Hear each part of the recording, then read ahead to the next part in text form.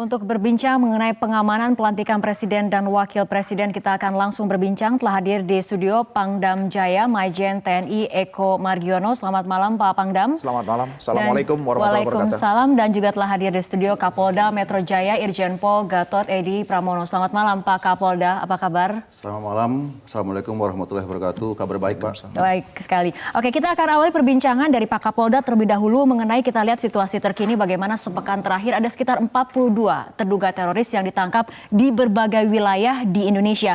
Apa ini bisa dikatakan sebagai sebuah bagian dari strategi proses pengamanan jelang pelantikan Presiden dan Wakil Presiden?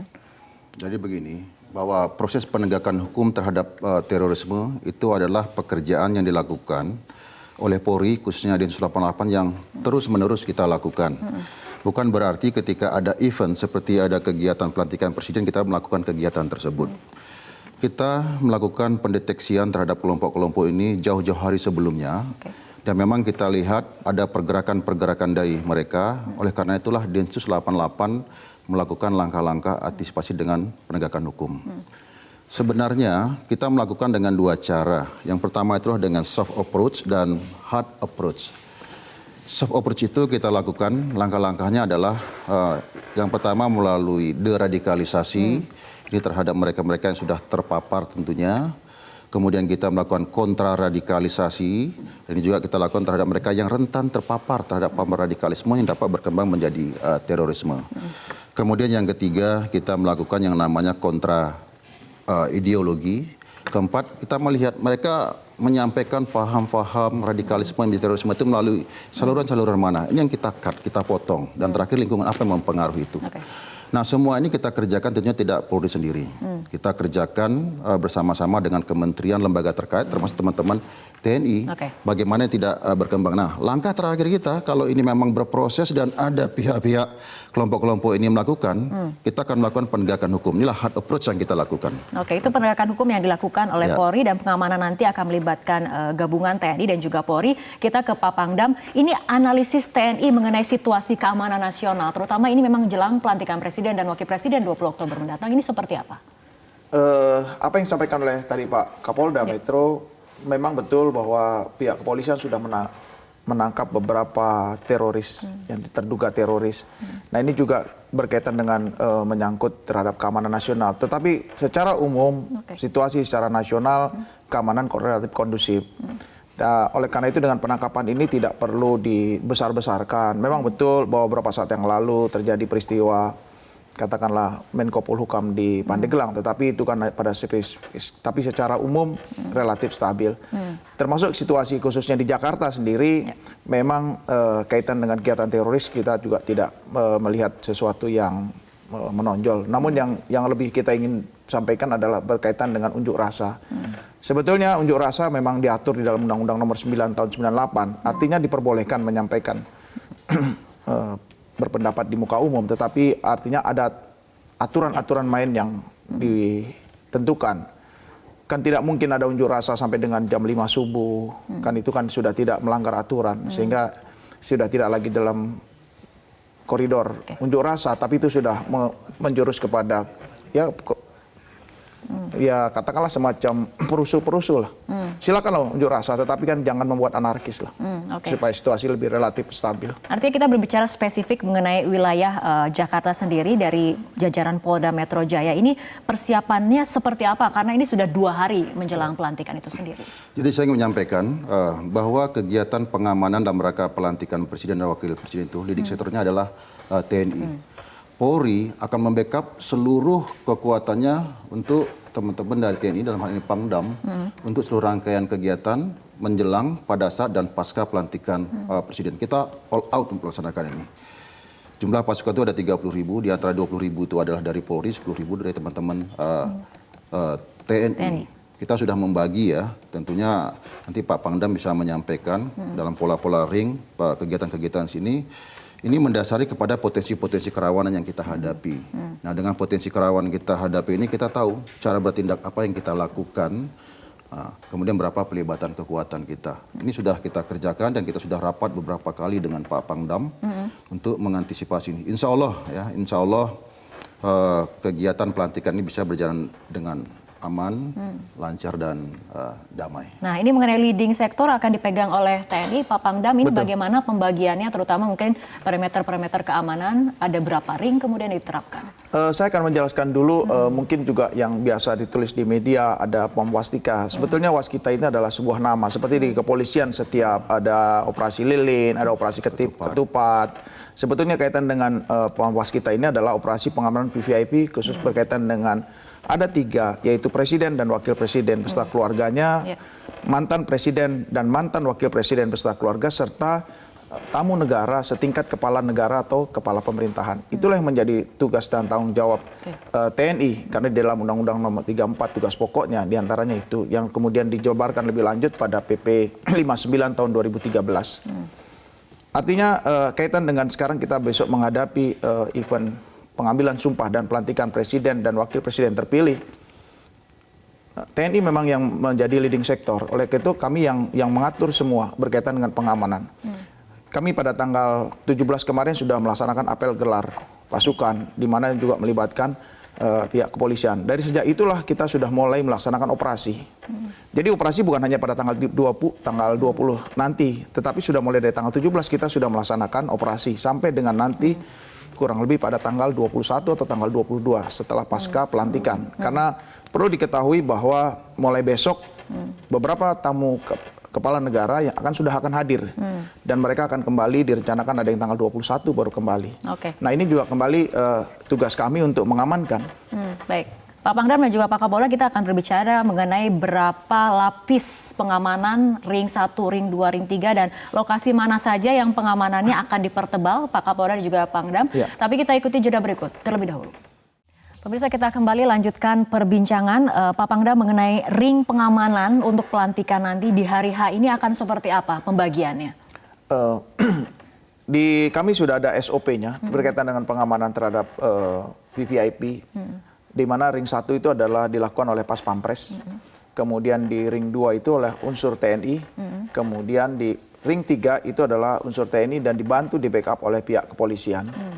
Nah, di mana beberapa objek yang menjadi untuk pengamanan selain Presiden juga objek tempat-tempat kegiatan. Dalam hal ini ada gedung DPR MPR, kemudian ada istana, termasuk karena kita ada tamu-tamu negara yang akan datang, termasuk bandara kedatangan, kemudian hotel tempat penginapan, serta rute-rute yang akan dipakai. Itu merupakan tugas dan tanggung jawab kami di dalam mengamankan kegiatan selama proses pelantikan nanti. Nah, selain kemudian tadi dikatakan oleh Pak Pangdam ada gedung DPR MPR, rute perjalanan tamu-tamu negara seperti itu. Apa saja lagi kemudian Pak lokasi-lokasi yang memang dipertebal pengamanannya Pak Kapolda? Jadi begini, kita juga melakukan pengamanan terhadap pusat-pusat perbelanjaan, kemudian juga melakukan pengamanan terhadap objek-objek vital, yang semuanya ini yang kita prediksi dapat menimbulkan potensi kerawanan. Di sana nanti ada petugas-petugas Polri, juga ada dari petugas-petugas TNI. Kita di sini bersinergi bersama-sama dan berkolaborasi, bagaimana kita bisa meminimalisir potensi kerawanan.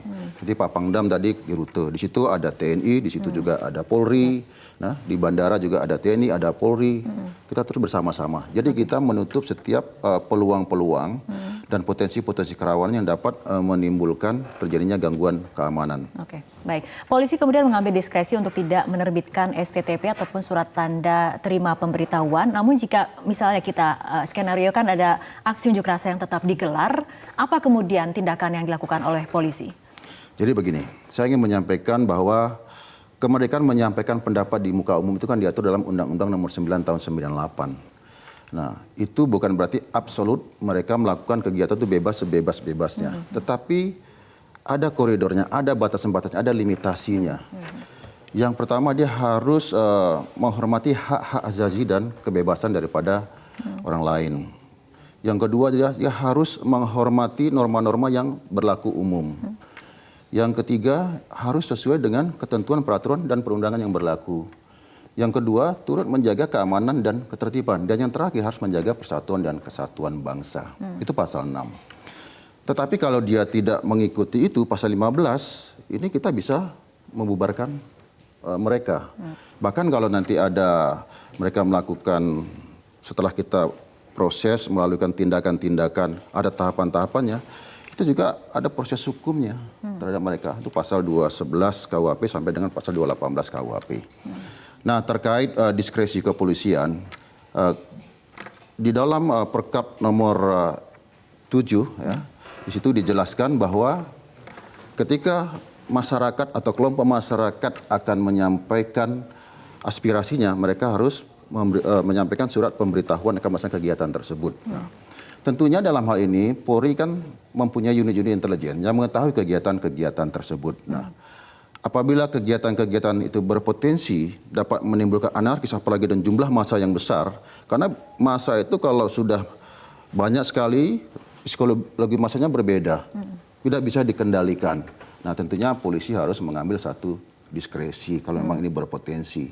Ya, kita akan menyampaikan, kita tidak akan memberikan surat tanda terima pemberitahuan itu. Tetapi kalau dari informasi intelijen yang kita miliki, kemudian ini unjuk rasanya damai dan lain sebagainya, saya kira itu fine saja. Boleh saja untuk dilakukan. Ya. Baik, Pak Pangdam ada tanggapannya? Ya, kami sepakat dengan apa yang disampaikan oleh Pak Kapolda. Jadi dan ini selama ini juga kami selalu membantu pihak kepolisian di luar konteks Pamwas kita. Seperti pada kemarin tanggal 23, 24, 25, 26 September yang lalu terjadi unjuk rasa di gedung DPR MPR. Ya, kami membackup polisi.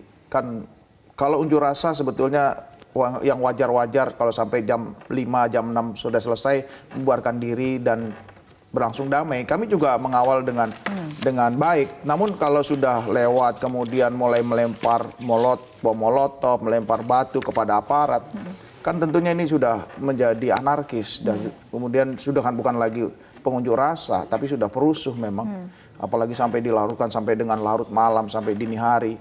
Ya, ini kembali lagi kami juga menghimbau kepada masyarakat, sampaikanlah pendapatnya secara baik, secara santun, demikian. Baik, ini pelantikan Presiden dan Wakil Presiden ini merupakan acara yang sangat sakral dan juga hikmat seperti itu. Tidak hanya dalam negeri, ini media internasional juga akan melihat, termasuk tadi memang tamu negara juga sudah ada yang konfirmasi untuk hadir. Mungkin Pak Pangdam bisa juga kembali menjelaskan bagaimana sebetulnya pengamanan secara spesifik kepada tamu negara yang akan hadir sekelas tingkat kepala pemerintahan, kepala negara, ataupun utusan khusus. Kami izin menyampaikan informasi sampai dengan data terakhir hari ini adalah sudah 9 kepala negara setingkat kepala negara atau kepala pemerintahan dan 10 putusan khusus.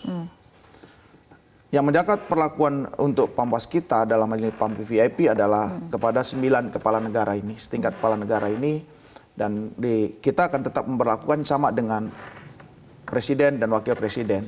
Jadi pengamanannya semua sama dari mulai kedatangan sampai tamu negara ini kembali ke negaranya. Intinya selama berada di Indonesia, khususnya ada di Jakarta, ini menjadi tanggung jawab kami, TNI dan Polri untuk mengamankan tamu-tamu negara ini. Oke, menjelang pelantikan Presiden dan Wakil Presiden, persiapan telah dilakukan baik oleh Pangdam Jaya dan juga Kapolda. Tapi apa kemudian pesan kepada masyarakat untuk sama-sama menjaga kondusivitas dari situasi itu sendiri? Kita akan membahas mengenai masalah ini, tapi kita ikuti jeda berikut terlebih dahulu. Pasukan yang dilibatkan 30.000 dengan susunan tugas. Ring 1 dilaksanakan dan di bawah tanggung jawab Pas Pampres.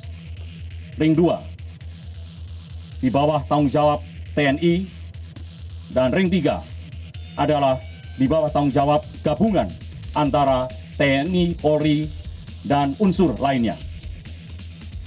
Sedangkan objek yang akan kita amankan diantaranya adalah personil Presiden, Wakil Presiden dan keluarganya, tamu dari luar negeri, kepala negara, kepala pemerintahan dan utusan khusus, mulai dari saat kedatangan, di perjalanan, sampai dengan tempat hotel maupun wisma. Presiden dan Wakil Presiden ini adalah acara kenegaraan, acara yang sangat konstitusional. Kita tahu bahwa tahapan-tahapannya sudah berjalan sesuai dengan konstitusi kita. Ada pemilu, ada gugatan di MK, semua berakhir di final. Sehingga tinggal acara pelantikan. Sehingga apapun juga sebagai aparat negara, TNI dan Polri pasti akan mengamankan itu. Karena ini adalah amanat konstitusi. Kalau konstitusi kita tidak bisa kita amankan, maka ini akan mengganggu pilar negara, mengganggu keutuhan negara. Ya, kita lanjutkan kembali perbincangan Pak Kapolda. Tadi kita sudah dengarkan pernyataan dari Pak Kapolri mengenai bahwa tahapan ini sudah berjalan sesuai konstitusional, artinya memang pengamanan harus betul-betul dijaga seperti itu. Ya, tentunya bahwa pelantikan presiden dan wakil presiden ini adalah proses akhir daripada demokrasi atau pemilu presiden yang sudah kita laksanakan proses yang cukup panjang.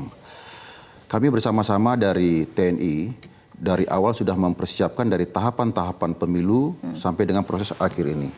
Oleh karena itu, kita betul-betul melihat potensi-potensi kerawanan di mana, sehingga kita melihat sasaran-sasaran pengamanan itu mana saja. Baik itu terhadap orang, sarana prasarana, kegiatan dan lain sebagainya. Ini kita lihat terus-menerus dan perkembangan yang dinamis kita antisipasi juga secara terus-menerus.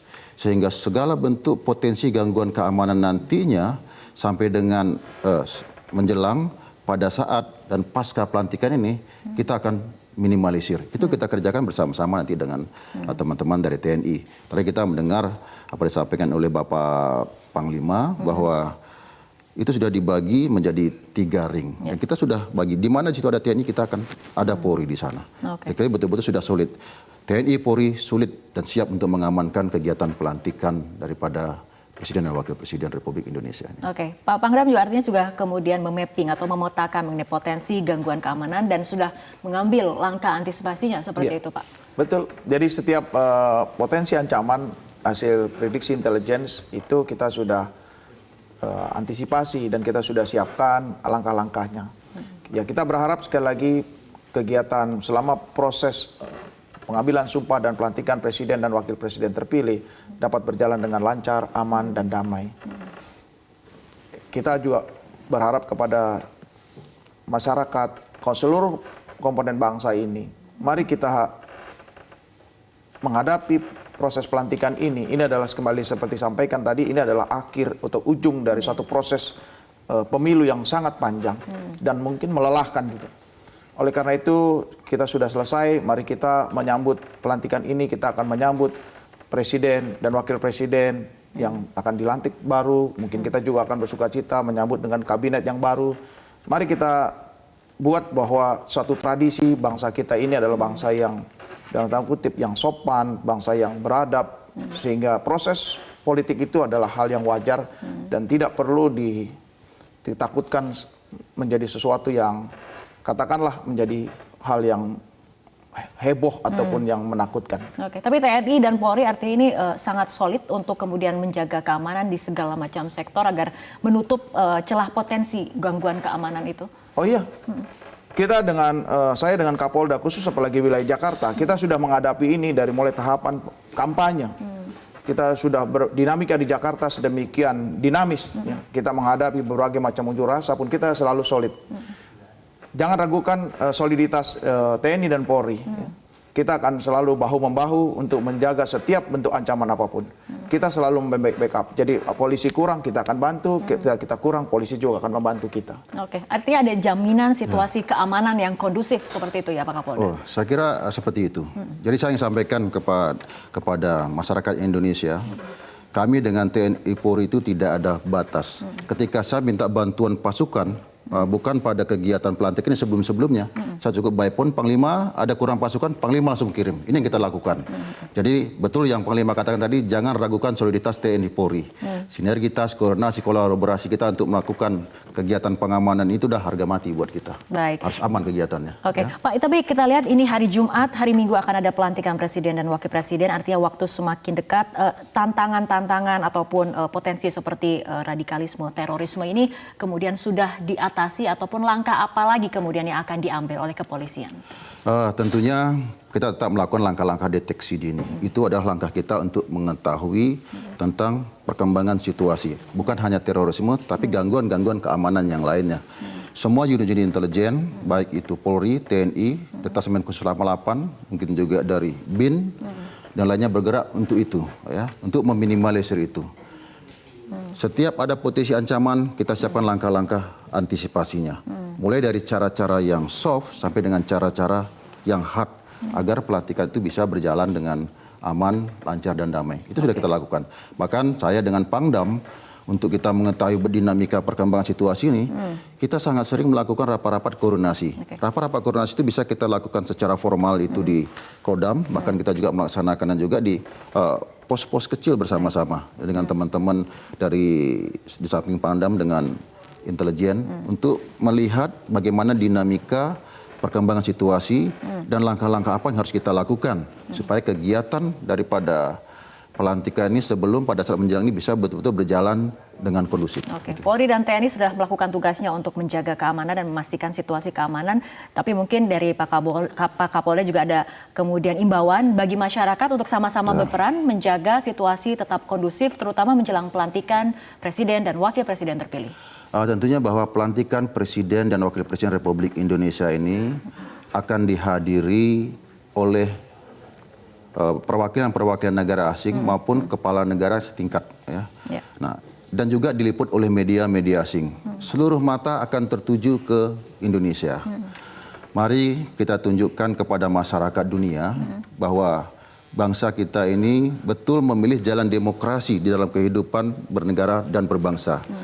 Tapi kita tunjukkan bahwa masyarakat kita ini adalah masyarakat yang sopan, masyarakat yang beradab, masyarakat yang santun.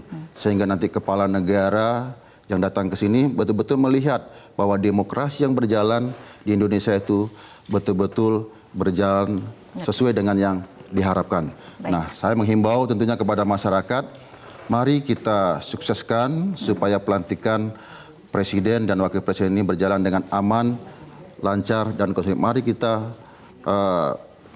menyambutnya dengan gembira, dan kepada pihak-pihak yang ingin mengganggu jalannya pelantikan Presiden dan Wakil Presiden ini, ya, kami Polri dan TNI tentunya nantinya akan melakukan tindakan tegas terhadap mereka agar pelantikan ini bisa berjalan dengan aman, damai, dan kondusif. Oke, terakhir Pak Pangdam, sama kemudian peran masyarakat, imbauannya seperti apa? Ya, kami menghimbau kepada seluruh warga masyarakat, khususnya yang berada di Jakarta.